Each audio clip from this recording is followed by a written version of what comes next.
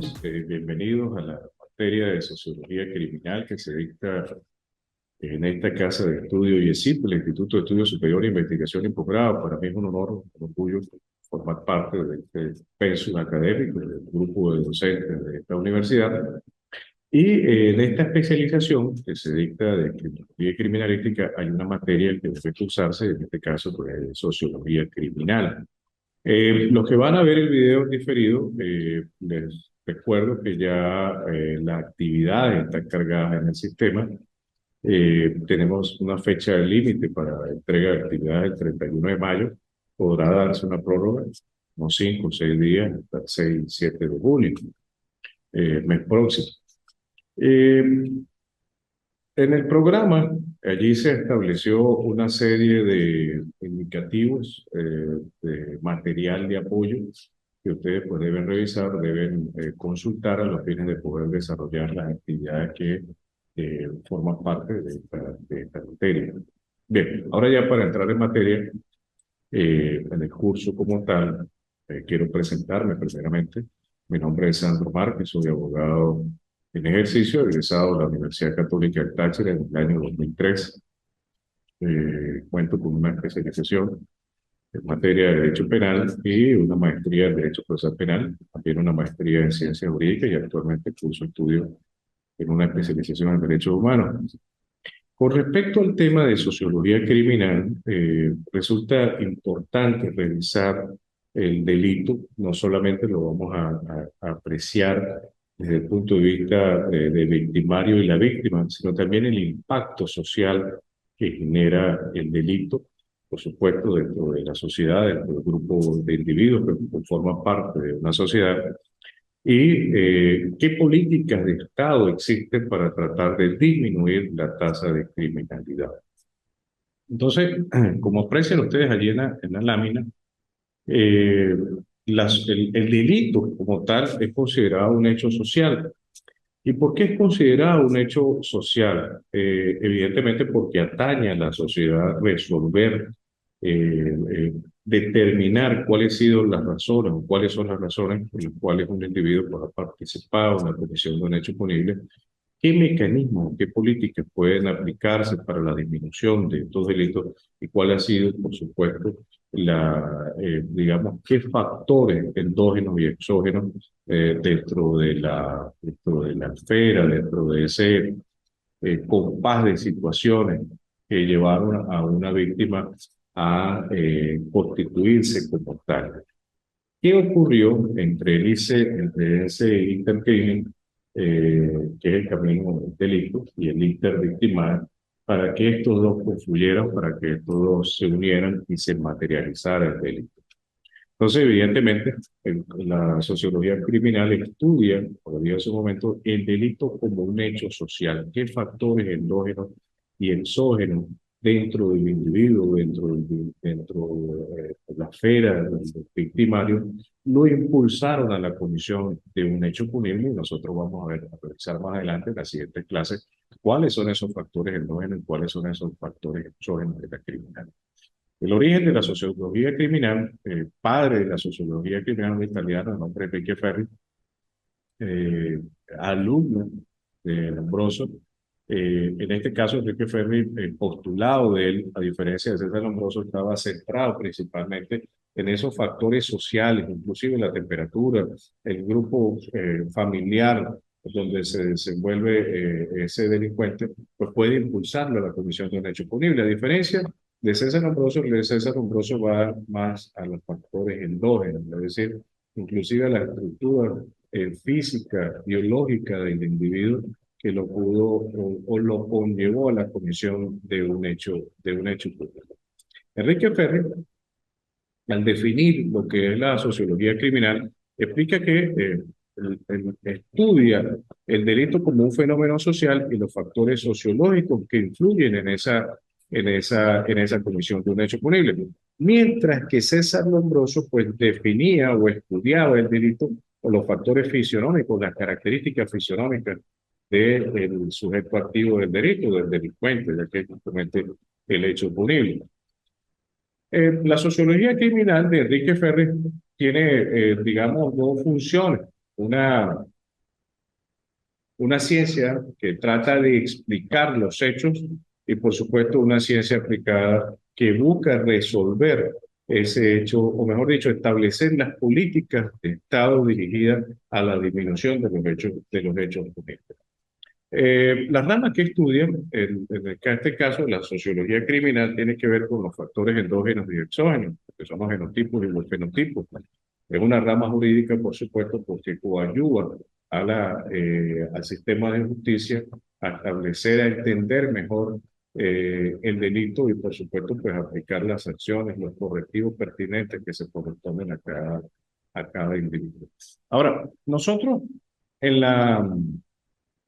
en la sociedad, o mejor dicho, nosotros podemos, eh, al tratar de encuadrar, al ubicar, mejor dicho, al pretender ubicar la sociología criminal dentro del campo de la investigación del delito, nosotros encontramos que forma parte importante de lo que es la criminología sin dejar a un lado la criminalística.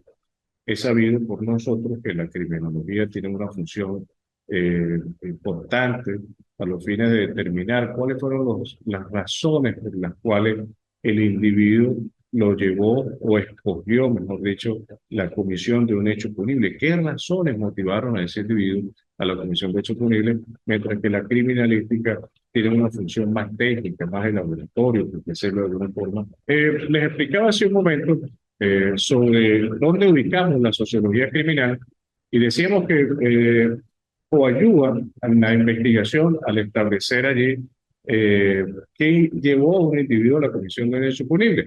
Y hablábamos de la criminología y la criminalística y decíamos que la criminología pues, tiene una función importante que es determinar qué elementos, mejor dicho, qué razones motivaron a un individuo a la comisión de un hecho punible, mientras que la criminalística lo que busca es un trabajo más de laboratorio y es identificar los elementos que pudo utilizar ese sujeto activo del delito, qué herramientas utilizó el agresor en la comisión de un hecho punible. Pero mientras que la sociología criminal lo que busca es determinar los factores endógenos y exógenos que llevaron a un individuo a la comisión de un hecho punible. Bueno, Gabriela, para mí es un gusto. Hola, profe, buenos días. La clase, hoy iniciamos, bueno, ya iniciamos la semana pasada, esta semana les cargué allí una actividad sobre que deben sobre identificar dentro de la comunidad donde usted vive, Gabriela, qué factores endógenos y exógenos influyen Ajá. en la comisión de un hecho. Yo le cargué a usted allí, o a ustedes, material, que por supuesto, pues, yo apoyo en esto. Entonces, Gabriela, fíjate, yo hace un momento, antes que usted se conectara, le explicaba sobre el origen de la sociología criminal. Es una ciencia nueva en los últimos 60, 70 años, donde se ha desarrollado principalmente el padre de la sociología criminal, un italiano de nombre Enrique Ferri, postulados, a diferencia de otros criminólogos, establecieron de que el delito también había que estudiarlo como un hecho social. Y resulta de gran importancia porque de allí dependen las políticas del Estado para la disminución de la criminalidad. Lo que es un hecho social, Gabriela. Hay varios autores que refieren que el hecho social viene siendo una costumbre, por decirlo de alguna manera, dentro de la sociedad, forma parte del desarrollo evolutivo natural de la sociedad. Por ejemplo, cuando hablamos de nacionalismo, pues todos entendemos y compartimos ese fervor por la patria, por la nación. Entonces, eso se configura como un hecho social y que va inclusive pasando de generación en generación. Entonces, el hecho social, evidentemente, forma parte intrínseca, forma parte del desarrollo normal de la sociedad, al igual que el delito. Fíjate que el delito no es algo nuevo. Existe desde la historia, desde la existencia de la humanidad. Pero han habido diferentes formas como se ha estudiado, ha habido diferentes formas como se ha reprimido el delito, cómo se ha castigado las diferentes formas del delito. Pero es muy importante el estudio del delito porque va a permitir la eficacia de las políticas del Estado, de manera de adecuar la función policial, por ejemplo, de manera de adecuar la función judicial, por ejemplo, de manera de que cada uno de ellos pues conozca el origen de esto. Entonces, también en la lámina, quiero mostrarte esta lámina aquí, Gabriela, que tiene que ver con tres elementos importantes respecto a al delito como tal. Y hablamos de la criminología, hablamos de la criminalística y por supuesto hablamos de la sociología criminal. Nosotros sabemos, uno sabe ya porque tiene ya varias materias cursadas en esta especialización, que la criminología estudia ¿por qué el sujeto va al delito? ¿Por qué el sujeto comete un delito? Mientras que la criminalística es más de laboratorio. ¿Qué herramientas utilizó el sujeto para la comisión de un hecho punible? Si un arma de fuego, un arma blanca, un veneno. Ver las razones por las cuales o qué herramientas utilizó. Mientras que la sociología estudia los factores endógenos y exógenos. Y cuando nos referimos a los factores endógenos, nos referimos es al, digamos, al aspecto biológico del ser humano. Nosotros en nuestra mente, en nuestro cerebro, Gabriela, llama el sistema límbico, y este sistema límbico pues no es otra cosa sino aquellas partes de nuestro cerebro que nos impide a la comisión de hechos punibles. Por supuesto, hay unas alteraciones de esta estructura que llevan a predisponer a ciertos individuos más que a otros en la comisión de un hecho punible. Entonces, eso es lo que quería explicarte allí sobre este tema. Ahora, si decíamos que la sociología criminal constituye o se estudia como un hecho social, hay una característica de esta ciencia social, y como todos sabemos, pues las ciencias sociales no son exactas. En ensayo y error, pues busca establecer cuál es el mecanismo más adecuado para la aplicación de esta ciencia. Por ejemplo, hay una teoría que tiene que ver con la teoría de la anomia.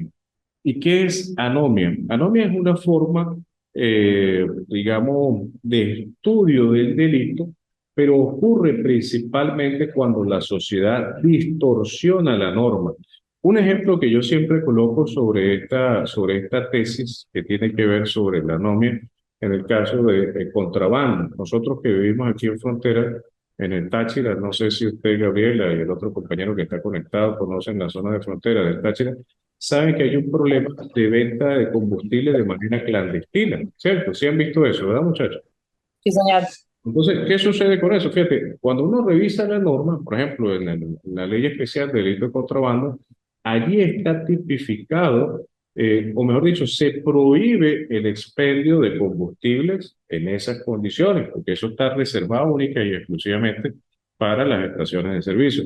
De igual ocurre en la ley penal del ambiente, cuando hablamos de manejo ilícito de sustancias peligrosas. Entonces, la norma está, pero de alguna u otra forma la necesidad de las personas de poder ubicarse en una actividad económica, así sea lícita, que permita satisfacer sus necesidades, lo lleva a la transgresión de la norma. La norma está allí, las autoridades, digamos que hay cierta complacencia con esa situación y encontramos que hay un quebrantamiento evidente de la norma. Entonces, eso es una de las formas por las cuales la sociología criminal nos permite identificar estos factores o estas circunstancias, mejor dicho, que hacen que dentro de nuestra sociedad pues no podamos vivir de manera adecuada, no tengamos calidad de vida, no exista cierta paz o tranquilidad. Otro ejemplo que ocurre cuando nosotros vemos que hay un vehículo con alto volumen, que hay una contaminación sónica, que hay una afectación a la tranquilidad de las personas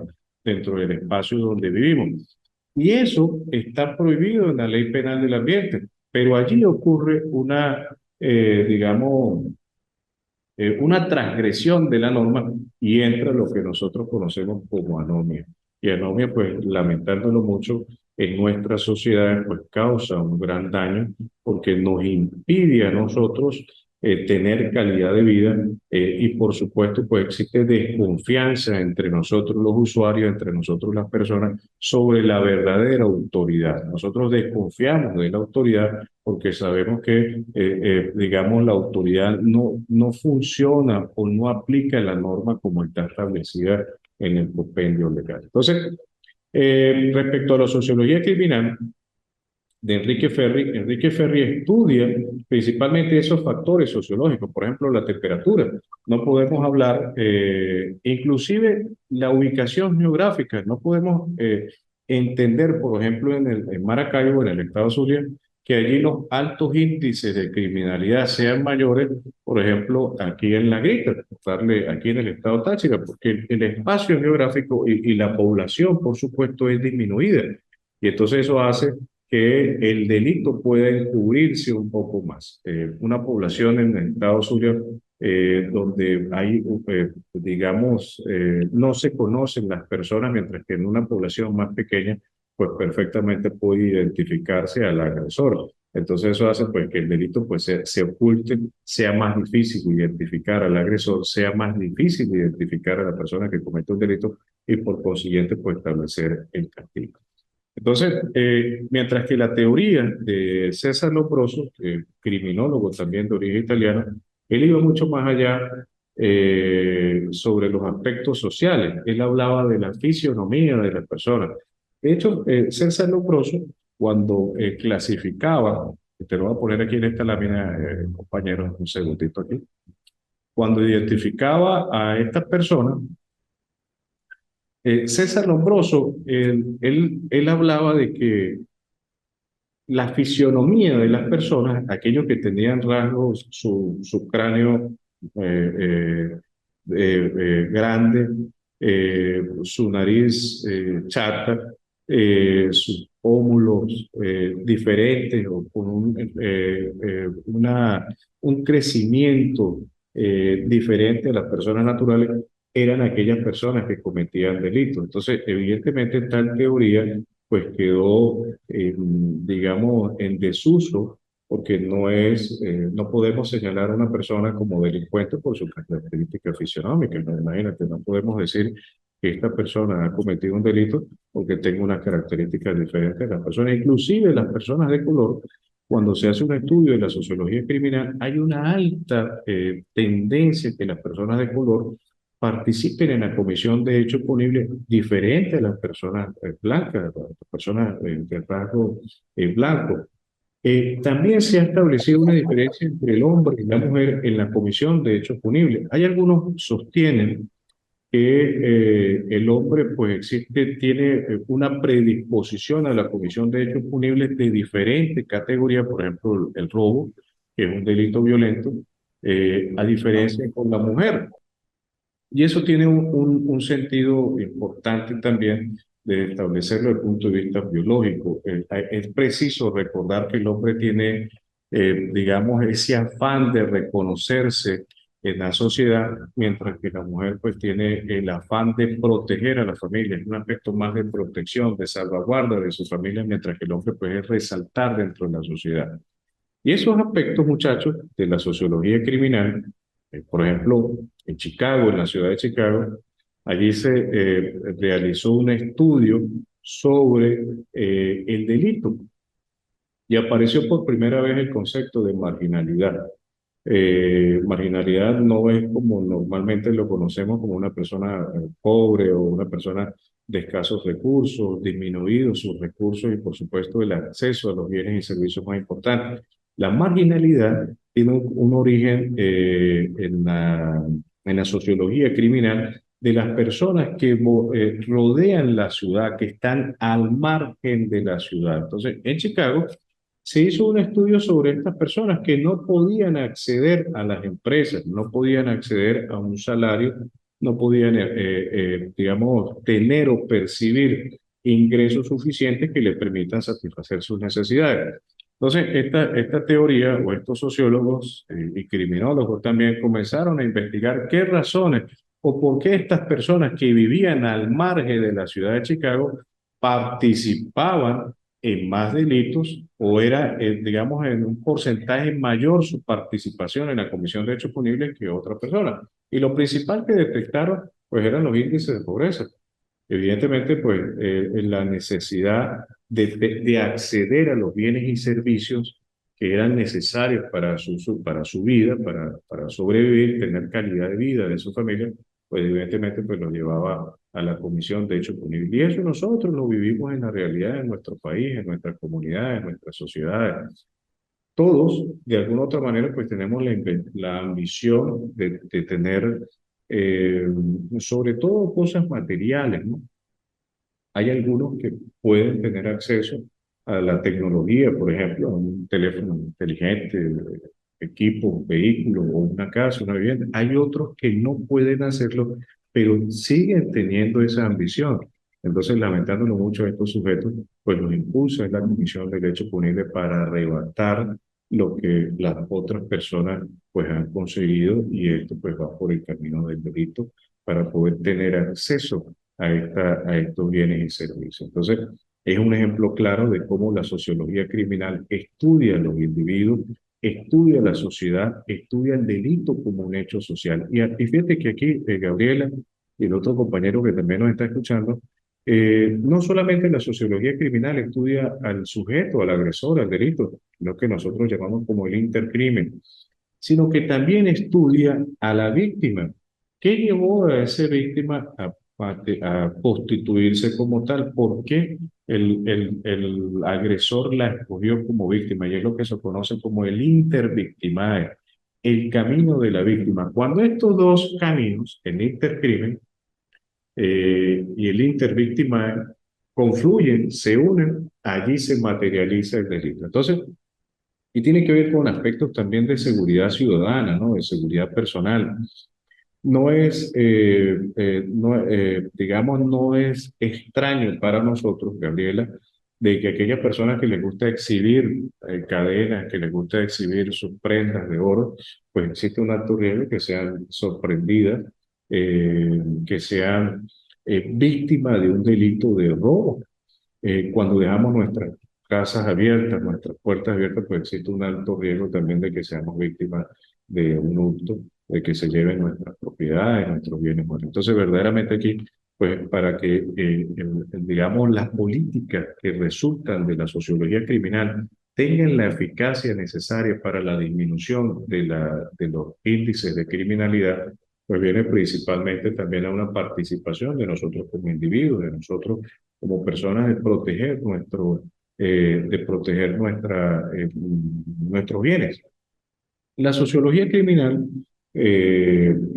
Gabriela, como lo dije hace un momento, pues no estudia solamente al delincuente, sino también estudia a la víctima. Y hay varias fases o varias etapas, perdón, de la víctima que tienen un proceso de lo que algunos llaman un proceso de revictimización. Cuando hablamos de víctima primaria, nos referimos a aquella que ha sufrido evidentemente el daño, bien sea una agresión física, bien sea un hurto, bien sea un robo. Evidentemente eso es lo que nos conocemos como víctima primaria, pero también hay una víctima secundaria y terciaria. La víctima secundaria es aquella propia víctima cuando es sometida al proceso judicial y hace recordar lo que ella haya sufrido. A lo mejor en un delito como hurto, robo, pues verdaderamente no hay esa afectación psíquica de la víctima, pero imaginemos un delito de violencia sexual, evidentemente allí en un proceso judicial donde se llame a la víctima para que ella exponga sobre lo que ha sucedido, pues le hace revivir nuevamente lo ocurrido y es lo que nosotros llamamos como víctima secundaria o la segunda fase del proceso de revictimización. Pero no queda solo allí con lo que es la víctima, sino que también el propio imputado, bien, sino que también el propio imputado, digamos, la persona que ha sido procesada judicialmente, forma parte del proceso de revictimización. Por ejemplo, cuando llega ya el imputado al proceso, evidentemente pues existe una estigmatización de la sociedad. Imaginemos delitos graves como violencia sexual, como violación, pues evidentemente la misma sociedad lo va a rechazar, lo va a estigmatizar, etiquetar y lo va a caracterizar, o mejor dicho, lo va a identificar como el violador del sector, el violador del barrio. Pero no solamente va a ocurrir con este Va a sujeto. señalar, ¿Cómo, Gabriel? que la va a señalar. Sí, y también a su familia. No Ujú. solamente ocurre, sino también a la familia. Y la familia también, de alguna u otra manera, sufre ese proceso de revictimización cuando llega ya al sistema de justicia para tratar de buscar respuestas a sus problemas de sus familiares. Y se encuentra que va a conseguir trabas, va a conseguir rechazos por parte de los funcionarios y ocurre ese proceso de revictimización. Y lo primero que le van a preguntar, pero usted ¿por qué defiende a su hijo? ¿Por qué defiende usted a su hijo, a su hermano, a su familiar? ¿Por qué usted viene a preocuparse por él y mató a 10, por decirle algo, o violó a 3 niños? Violó a 3 niños, fíjate que son delitos que son dantescos, son delitos que la sociedad rechaza, digamos, a repugnar, lo va a rechazar. Inclusive de manera consciente e inconsciente ocurre esa situación. Pero fíjate que primero, pues nosotros tenemos que apreciar la parte sentimental, ¿no? Del familiar. Y un aspecto importante, Gabriela y el otro compañero, que quiero resaltar para terminar la clase de hoy, es que las personas no se defienden en su acto violento, sino las personas se defienden es en el proceso judicial que a esas personas se les sigue. Nadie va a defender su acto violento, por supuesto que eso es, bajo todo punto de vista, pues es repudiable, ¿no? Cualquier delito de cualquier Correcto. naturaleza, grave o no, es repudiable. Pero lo que ocurre con respecto al familiar, él va es a velar por el proceso de él, que tenga las garantías mínimas del proceso de él. Entonces, con esto hay que establecer la diferencia porque muchas personas cuestionan, no solamente a la familia, sino también a los abogados, inclusive le dicen, oye, pero ¿por qué usted defiende a esta persona? ¿No?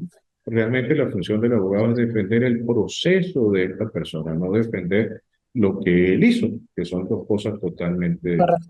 La próxima semana vamos a revisar las teorías de cómo se sostiene la sociología criminal y luego vamos a revisar el sistema penitenciario en Venezuela, si cumple la función adecuada y cómo ha sido el proceso, digamos, de prevención y represión del delito, porque hay dos maneras de evaluarlo, cómo se previene y cómo se reprime, cómo se castiga, y cómo, buenos días, y cómo con el desarrollo del tiempo, o mejor dicho, con la evolución de la natural de la sociedad, los últimos años, ha cambiado la forma de castigar el delito.